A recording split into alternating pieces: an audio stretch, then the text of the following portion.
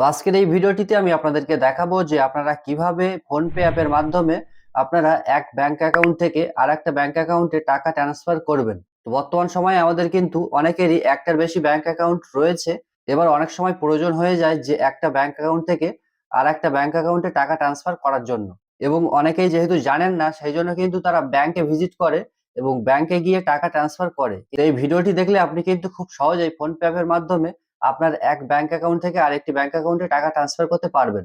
তো কিভাবে আপনি আপনার একটা ব্যাংক অ্যাকাউন্ট থেকে আরেকটি ব্যাংক অ্যাকাউন্টে টাকা ট্রান্সফার করবেন সেটি জানার জন্য অবশ্যই এই ভিডিওটি প্রথম থেকে শেষ পর্যন্ত দেখুন। তো চলুন আজকের ভিডিওটি শুরু করা যাক। যেহেতু ফোনপে অ্যাপ থেকে আমরা দেখাবো, তো প্রথমেই ফোনপে অ্যাপটিকে ওপেন করে নেব, এবং যদি আপনারা অন্য কোনো অ্যাপ থেকে দেখতে চান সেটা জানাতে পারেন। তো সিম্পলি এবার ফিঙ্গারপ্রিন্ট দিয়ে দেবো বা পাসওয়ার্ড। এরপর আপনার সামনে কিন্তু ফোনপে অ্যাপটি ওপেন হয়ে যাবে। তো এখানে প্রথমেই আপনি দেখতে পাচ্ছেন যে মানি ট্রান্সফার।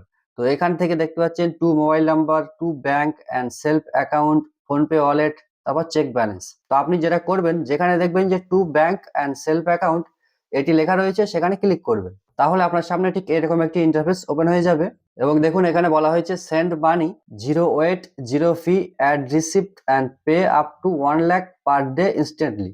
তো আপনি কিন্তু 1 লক্ষ টাকা পর্যন্ত পার ডে ট্রান্সফার করতে পারবেন ব্যাংকের মাধ্যমে। তো প্রথমেই আপনি একটা অপশন দেখতে পাচ্ছেন যে টু সেলফ ব্যাংক অ্যাকাউন্ট। তো আপনি যেটা করবেন সিম্পলি এই টু সেলফ ব্যাংক অ্যাকাউন্ট এখানে ক্লিক করবেন। তাহলে আপনার ফোনপে অ্যাপে যে কটি ব্যাংক অ্যাকাউন্ট অ্যাড রয়েছে সেগুলো শো করবে, এবং যদি আপনি আপনার অন্য ব্যাংক অ্যাকাউন্ট অ্যাড করতে চান তাহলে এই সেলফ অ্যাকাউন্ট এখানে ক্লিক করবেন। এরপর সেই ব্যাংক অ্যাকাউন্টটি সিলেক্ট করবেন, তাহলে ওটিপি ভেরিফিকেশনের মাধ্যমে আপনার ব্যাংক অ্যাকাউন্টটি অ্যাড হয়ে যাবে।